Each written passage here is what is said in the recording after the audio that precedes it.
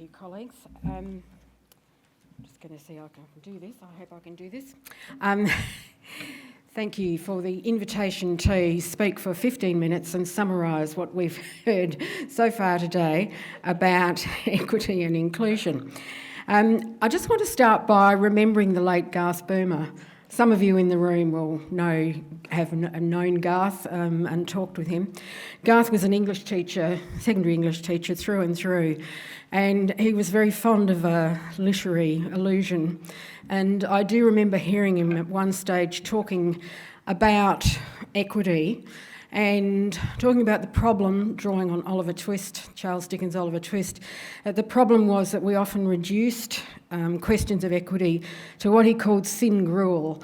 So it was enough, like Oliver Twist, it was enough to kind of keep you going from one day to another, but it wasn't actually enough to make you kind of flourish or thrive. And so I wanted to just introduce, and when we're thinking about kind of definitions, there's no right way to understand equity, and it is something you have to kind of sort through yourself, really. And in a school, as a school community, you really have to think about what it means for you in the school. That there are at least a couple of ways to think about equity, and one of them is thin gruel, and the other is a kind of equity which is more about flourishing and thriving.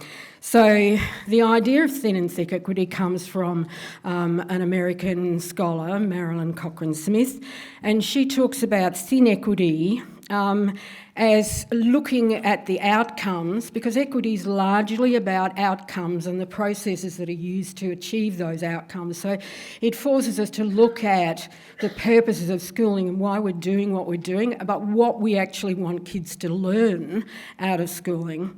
And she says that, if we just look at a very thin range, small range, narrow range of outcomes, tests, exams, student satisfaction survey, that kind of stuff, that's a pretty thin measure of what equity is actually about.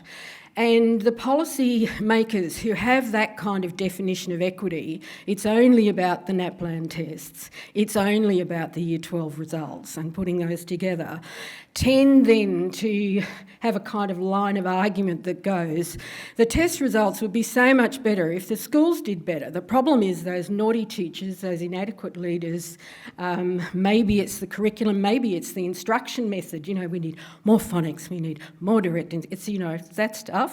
That's thin equity, according to Marilyn. Thick equity, on the other hand, is a much more robust and rich kind of understanding of what schools are for. Of course, schools have the job of ensuring that all young people have the kind of qualifications they need in order to make their world meaningful for them, but it's also about the kind of person they're going to be, how they're going to not only work by themselves, but also how they work with others, how they work in groups, how they work in communities, how they work in families, how they work in organisations, how they work at work. So there are sort of social outcomes that we want for young people. And we also want to think about the kinds of persons that they're going to be and the kinds of values that they have and the kinds of things that they care about.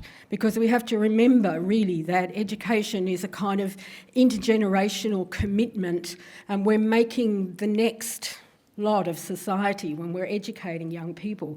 And that's really a kind of thick approach to what Marilyn calls thick equity. So it's much more than the test results. And I really like the Wiradjuri wisdom, and you hear it around a lot, and I think it's very meaningful to say that one of the things that we're interested in schooling is giving young people the knowledges, dispositions, skills and habits so that they can make informed choices, understanding that choices are not equally distributed. And some people do have less choices than others, and that's not okay. But given that, providing young people with the stuff that they can use to make informed choices about a life worth living in a world worth living in. And I think that says a lot about the kinds of knowledges that we want young people to have.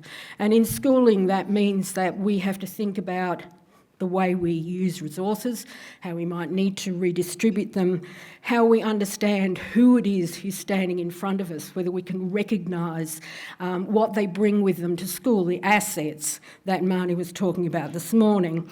And it also means representing all the voices of all of the bodies of the young people and the families that we cater for. So let me go on to inclusion. Now, equity and inclusion are clearly related and they overlap, and it's pretty hard to pull them apart. But one of the things I like to think is that if we're interested in equity, then inclusion does some particularly helpful work for us, because it helps us, it gives a bit more heft on the kind of processes that we might use in schooling. It points us particularly to the fact that we're not interested just in changing students. We're not interested, I mean, there are some students, you know, we might remember I started Bowden Brompton, there are some students who do need slight change, but they do also need a lot of support, but they also come with a lot of strengths and with a lot of interests already, experiences, things that they've got to contribute.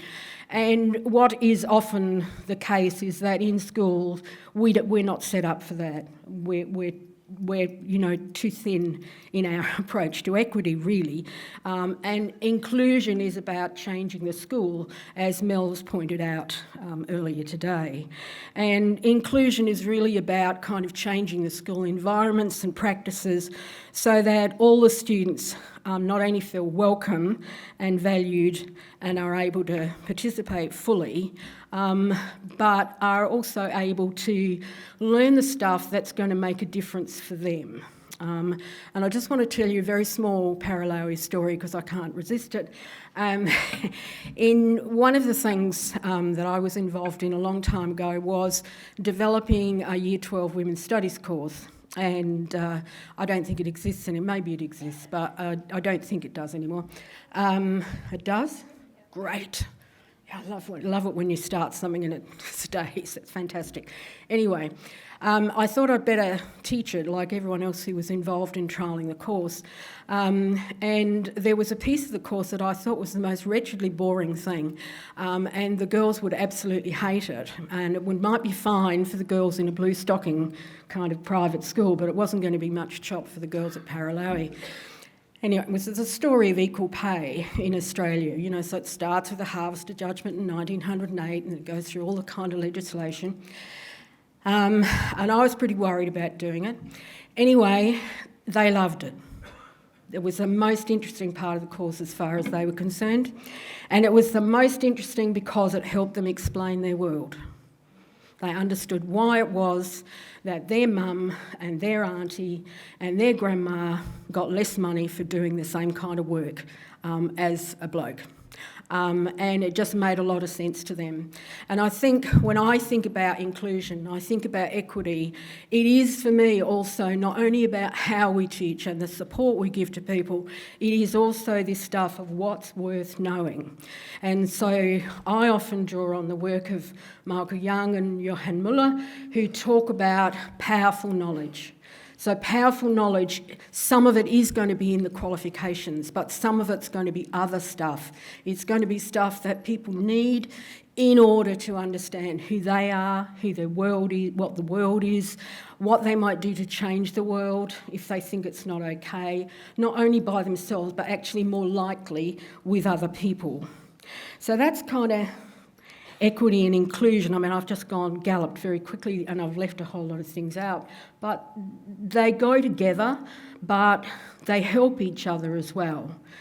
Equity focuses very strongly on outcomes, who gets them, who doesn't, what's the problem. Inclusion starts to point us more directly at the kinds of strategies that we might use in order to start working our way against the inequitable odds that there are in schooling. I'm just going to quickly mention what it is that the research points to in relation, and what you know from running schools, the kinds of things that are important, and you've heard all of these today. It's about professional development and building a culture in the school. It's about community meaningful, real community engagement. It's about the way that resources are allocated, staff are employed, the kinds of review processes and evaluation processes you have in the school. It's about continuous improvement. But what I want to say is that that's all guided by an educational leadership. It's guided by educating, leading for educating, and that all of the decisions that we make in the school, except as my colleague Kay Johnson once told me, it's not educational, Pat, whether you call the plumber or not, which is true, but most of the decisions that you make in the school are actually guided very much by what's related to the kind of schooling that you think is important, the kind of pedagogies you think are important, the curriculum that's important, and that guides who you employ, what you spend your money on, what you choose to review, what you choose to develop. And in thinking about what's important, it's really, for me, the guiding principle of leading for educating is leading for equity, inclusion and social justice, which is a term we might leave for next year to get into. Thank you.